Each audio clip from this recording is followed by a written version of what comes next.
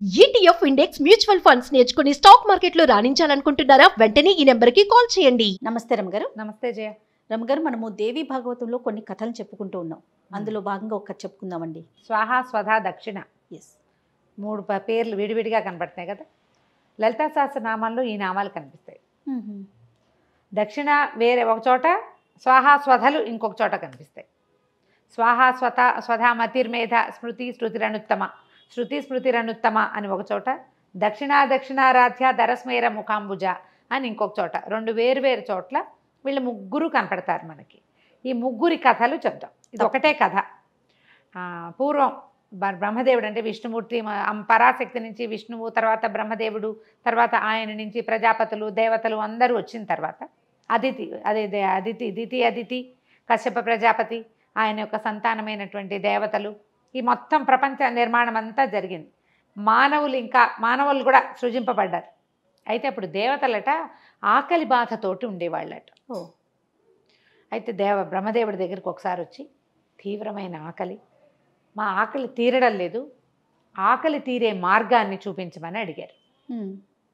అడిగేసరికల్లా బ్రహ్మదేవుడు అన్నట్ట, మన స్థితికారకుడు విష్ణువు, మనం పుట్టడం వెళ్ళటం మధ్యలో నడవడం, ఈ నడకంతా ఆయనే చేస్తాడు, విష్ణువుని ప్రార్థిద్దాము అని చెప్పి విష్ణుమూర్తి దగ్గరికి వెళ్ళారు. విష్ణుమూర్తి దగ్గరికి వెళ్తే విష్ణుమూర్తి ఏమన్నాడంటే, సరే, మానవ లోకంలో బ్రాహ్మణులు క్షత్రియులు యజ్ఞయాగాదులు చేస్తారు. ఈ యజ్ఞయాగాదుల్లో మీ పేరుతోటి వాళ్ళు వేసేటువంటి హవ్యము మీ ఆకలి తీరుస్తుంది. ఓకే. అయితే ఈ అగ్నిలో హవ్యం వేస్తే హవనం అయిపోతుంది,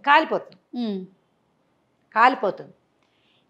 ఆ కాలిపోయిన హవ్యాన్ని, కాలిన దాన్ని మీ దగ్గరికి చేర్చడానికి ఒక ప్రత్యేకమైన శక్తి కావాలి. మీ పేరుతోటి ఇంద్రాయ ఇదన్న మమ అని, ఇంద్రాయ స్వాహ అని వేస్తారు. ఇది ఇంద్రుడికి మాత్రమే చెందుతుంది అని. అంటే ఇప్పుడు మనం వేసిన నెయ్యిలో ఉన్నటువంటి ఆ ఆద్య శక్తి ఇంద్రుడికి చేరాలి. అగ్నిలో వేస్తే అగ్ని కాలుస్తాడు దాన్ని. ఈ అగ్నిలో నుంచి దీన్ని తీసుకెళ్ళి ఇంద్రుడికి అప్పచెప్పడానికి ఒక ప్రత్యేక శక్తి స్వరూపం కావాలి. అది అమ్మవారి యందుంది. పరదేవతని ప్రార్థించండి, ఆమె ఆ శక్తిని మీకు అందిస్తుంది. ఆ శక్తిని అగ్నిదేవుడి పరం చేయండి. అప్పుడు భూలోకంలో మానవులు చేసేటువంటి ఋషులు అందరూ చేస్తారు. బ్రాహ్మణ క్షత్రియ ఇద్దరు 2 జాతుల వాళ్ళు నిత్యం హోమం అగ్నిహోత్రం చేస్తారు. అవి కాకుండా ప్రత్యేకంగా యజ్ఞయాగాదులు చేయబడతాయి. ఆ చేయబడేటువంటి హోమాల్లో వేసినటువంటి హవ్యం అంతా మీ దగ్గరికి చేరుతుంది.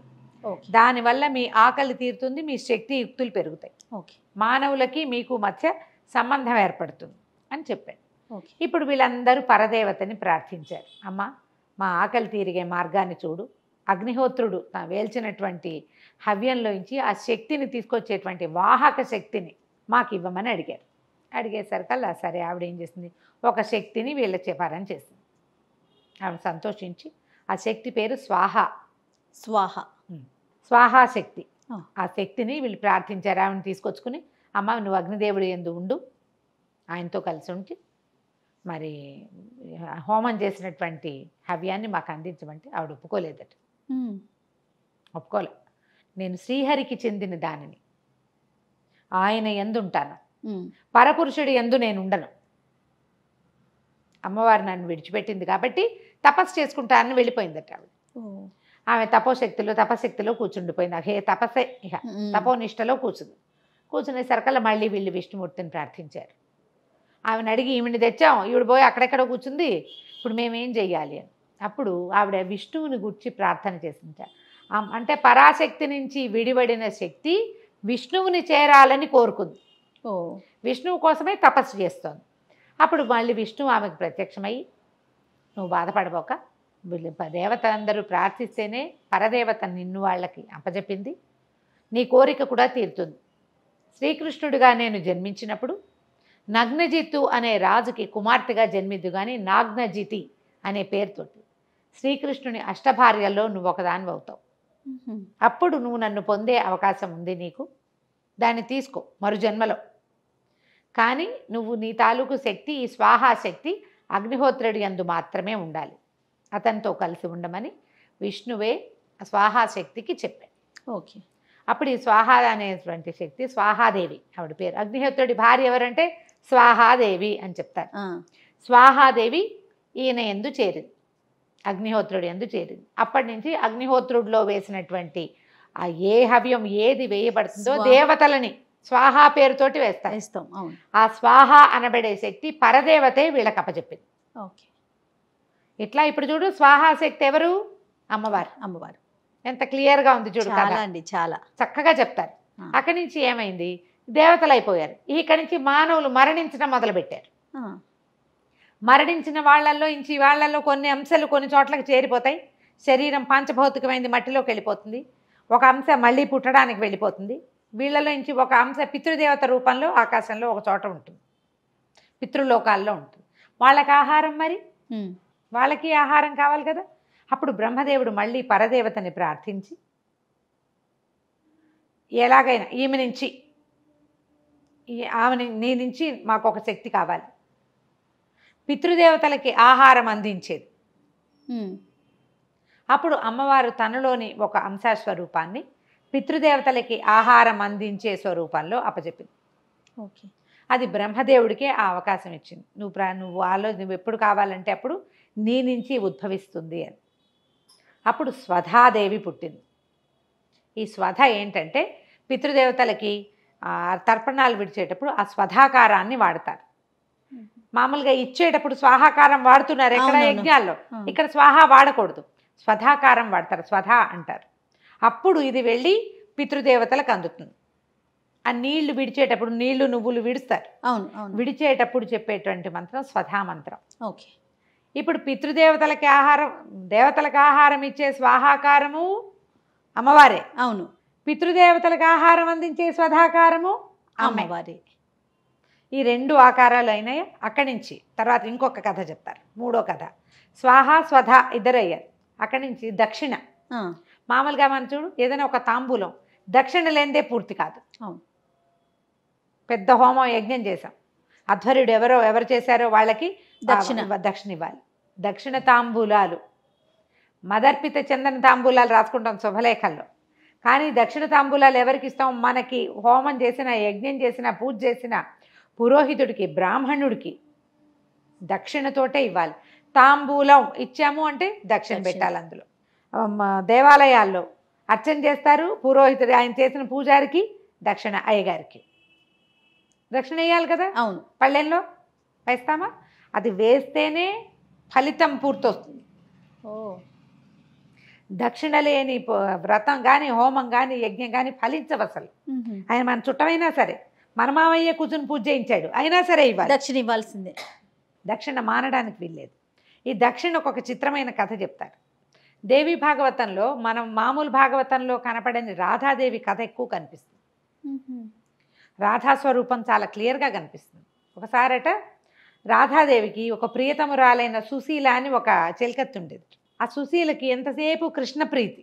ఓసారి ఆవిడ తను లేనప్పుడు రాధాదేవి ఈ సుశీల కృష్ణ పరమాత్మతో ఏకాంతంగా ఉండటం చూసేసిందట ఆవిడ. ఆయన అందరితోటి ఉంటాడు, ఆయన ఎవరు కోరుకుంటే వాళ్ళు, నువ్వు మనం కోరుకుంటే మనతో పాటు ఉంటాడు కదా కృష్ణుడు. ఆవిడకి చాలా కోపం వచ్చేసింది. నువ్వు మళ్ళీ నేనున్న చోట అడుగు పెట్టావంటే తల పగిలిపోతుంది నీకని శపించిందట రాధాదేవి సుశీలని శపించింది. దాంతో ఆవిడ అమ్మాయి తపస్సు చేసుకోవడానికి వెళ్ళిపోయిందట. ఓకే. ఎంతో కాలం తపస్సు చేసి, ఎంతకాలమో, చివరికి విష్ణువుని పొందింది. ఆవిడ విష్ణువుని పొంది సుశీల లక్ష్మీదేవిలో ఐక్యమైపోయిందట. లక్ష్మీదేవి ఎప్పుడు ఎక్కడ ఉంటుంది? నిత్యానపాయిని, ఆయన కక్షస్థలంలో ఉంటుంది స్వామివారికి. లక్ష్మిలో ఐక్యమైపోయింది. ఆ ఐక్యతని కోరుకుంది. ఆమెతో పాటు ఉంటే ఎప్పుడూ నేను భగవంతుడితో పాటు తను ఉండొచ్చని. అయితే తర్వాత ఈ యజ్ఞాలు జరుగుతున్నప్పుడు ఈ యజ్ఞంలోకి ఒక దేవిని సృష్టించమని. ఏమిటిది? యజ్ఞ ఫలితం పూర్తిగా పొందాలంటే ఏం చేయాలి? ఒక క్రతువు పూర్తి కావాలంటే దక్షిణ తప్పకుండా ఉండాలని పరదేవతని ప్రార్థించారట. ఓకే. ఇక్కడ కూడా ఒక దైవ స్వరూపాన్ని ఇవ్వు. మేము ఏం చేస్తున్నాము? యజ్ఞంలో వేసిన దాన్ని దేవతలకు అందటానికి స్వాహాదేవిని సృష్టించి ఇచ్చాం. పితృయజ్ఞంలో ఇచ్చినటువంటి నువ్వుల్ని, తర్పణాలని, తిల్లల్ని, వాటి నుంచి వచ్చే శక్తిని పితృదేవతలకు అప్పచెప్పడానికి స్వధాదేవిని ఇచ్చావమ్మా. ఇక్కడికి కూడా యజ్ఞక్రతువు పూర్తిగా శాంతం సమీచీనంగా మొత్తం జరిగిన దాని ఫలితం యజ్ఞం చేసిన వాడికి లభించాలంటే ఏం చెయ్యాలి అని పరదేవతని ప్రార్థిస్తే ఆమె విష్ణువుని వేడండి, అతను చెప్తాడు మీకు అందరికి. అప్పుడు విష్ణుమూర్తిని వేడుకుంటే లక్ష్మిలోంచి అంశమాత్రంగా ఉన్న సుశీలని దక్షిణారూపంగా వీళ్ళకి సమర్పించాడట. దక్షిణాదేవి, దక్షిణ లేని ఏ క్రతువు పూర్తి కాదు, ఏ కర్మ ఫలితము దొరకదు.